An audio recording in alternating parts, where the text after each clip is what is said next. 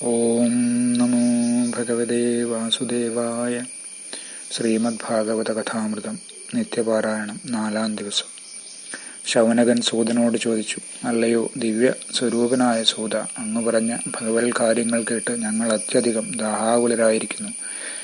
ഭഗവത് അവതാര കഥകളും മഹിമകളും കൂടുതലായി അറിയാനും കേൾക്കാനും ഞങ്ങൾ ആഗ്രഹിക്കുന്നു. ശുഗമുനി വ്യാസഭഗവാനിൽ നിന്നും ഭാഗവത കഥകൾ പഠിച്ചതായും അദ്ദേഹം പരീക്ഷിത് രാജാവിനായി കഥകൾ വിവരിക്കുകയുണ്ടായി എന്നും അങ്ങ് പറഞ്ഞു.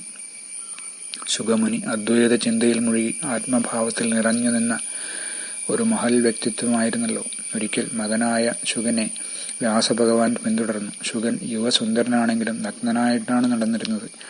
വഴിയരികിലെ പൊയ്കയിൽ കുളിച്ചുകൊണ്ടിരുന്ന തരുണികൾ ശുഗനെ കണ്ട് നാണിച്ചില്ലെങ്കിലും വൃദ്ധനായ വ്യാസനെ കണ്ട് നാണം പൂണ്ട് വെള്ളത്തിൽ മുങ്ങിയത്രേ. ശുഗമുനി സ്ത്രീ പുരുഷ വ്യത്യാസങ്ങൾക്ക് അതീതനായിരുന്നു. വ്യാസൻ ജ്ഞാനവൃദ്ധനാണെങ്കിലും ശുഗമുനിയോളം പോന്ന പരമഹംസനല്ല തന്നെ. ശുഗമുനി വെറുമൊരു കിറുക്കനെപ്പോലെ മഠയനെപ്പോലെ അലഞ്ഞു നടന്നുവല്ലോ. പരീക്ഷിത് രാജാവ് ശുഗമുനിയുടെ മഹാത്മ്യം എങ്ങനെയാണ് കണ്ടെത്തിയത്? പ്രിയപ്പെട്ട സൂത, എങ്ങനെയാണ് പരീക്ഷിത് രാജാവ് മരണശിക്ഷയ്ക്ക് വിധിക്കപ്പെട്ടത്? പ്രജാവത്സലനും വില്ലാളി വീരനുമായിരുന്നല്ലോ ആ മഹാരാജാവ്. അദ്ദേഹം എങ്ങനെയാണ് തൻ്റെ സമ്പത്തും രാജ്യവും ഉപേക്ഷിച്ച് മുനിയുടെ കാൽക്കലിരുന്ന് ഭഗവത് കഥകൾ കേൾക്കാനിടയായത്? ദയവായി പറഞ്ഞു തന്നാലും.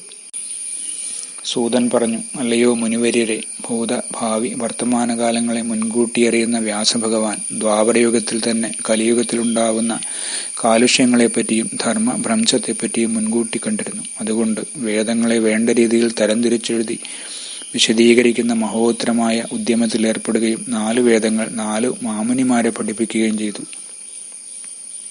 വേദപഠനം ദുഷ്കരമായിട്ടുള്ളവർക്കായി 5-ാമത്തെ വേദമെന്നറിയപ്പെടുന്ന മഹാഭാരതവും അദ്ദേഹമാണ് എഴുതിയത്.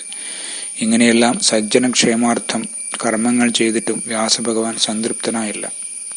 വ്യാസൻ ആലോചിച്ചു, ഞാൻ വേദപഠനം നടത്തി, ദിവ്യപുരുഷന്മാരെ സേവിച്ചു, കർമ്മയാഗങ്ങൾ അനവധി നടത്തി, പലവിധ ആചാരങ്ങളും ഭംഗിയായി അനുഷ്ഠിച്ചു, ധർമ്മത്തിന്റെ പാതയിൽ നിന്നും അണുവിട വിട്ടു നടന്നിട്ടുമില്ല. എന്നിട്ടും എൻ്റെ ആത്മബോധം പരമാത്മബോധത്തിൽ വിലീനമായി തീരാത്തതിൻ്റെ ഒരുപക്ഷെ ഞാൻ ഭാഗവത ധർമ്മത്തെ പരിപൂർണനായി വ്യാഖ്യാനിക്കാത്തതുകൊണ്ടാവുമോ? പരമഹംസപദത്തിലേക്കുള്ള ആ വഴിയെപ്പറ്റി, ദിവ്യപുരുഷന്മാരാൽ പ്രകീർത്തിക്കപ്പെട്ട ആ പാതയെപ്പറ്റി ധ്യാനിക്കാത്തതിനാലാകുമോ? എന്നിങ്ങനെ ചിന്താകുലനായിരിക്കുന്ന വ്യാസഭഗവാന്റെ മുന്നിൽ നാരദമുനി പ്രത്യക്ഷപ്പെട്ടു. വ്യാസൻ എഴുന്നേറ്റ് മുനിയെ ആദരിച്ച് സ്വാഗതം ചെയ്തു. അണ്ഡകടാഹത്തിലെ സകല ദേവതകളും ആദരിക്കുന്ന നാരദമുനിയെ വ്യാസൻ സ്വീകരിച്ചാനയിച്ചു.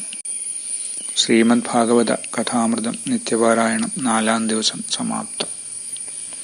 ഓം കായേന വാചാ മനസേന്ദ്രിയർവാ ബുദ്ധ്യാത്മനാ വാ പ്രകൃതേ സ്വഭാവാത് കരോമി യദ്യത് സകലം പരസ്മൈ നാരായണായേതി സമർപ്പയാമി.